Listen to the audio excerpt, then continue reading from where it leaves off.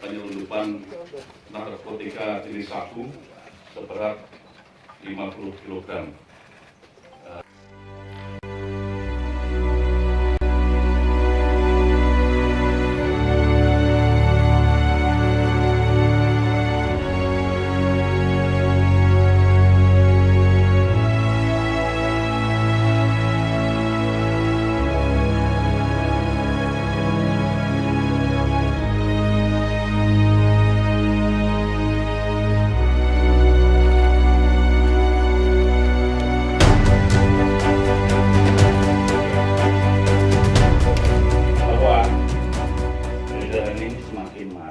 Semakin masif karena perputaran uangnya cepat.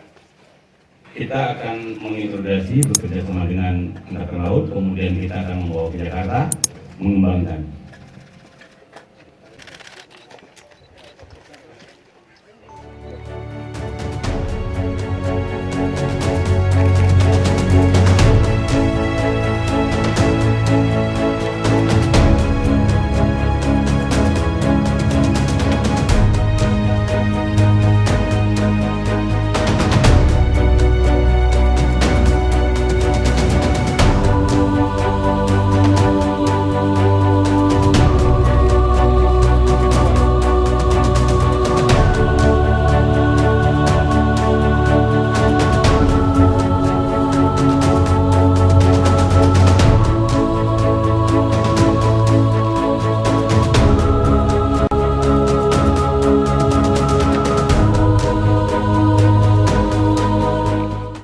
Dalam penyeludupan sabu-sabu ini diawali dari kegiatan rutin yang dilakukan oleh tim dari TNI AL Lhokseumawe, bulan respon Lhokseumawe pada hari Senin tanggal 18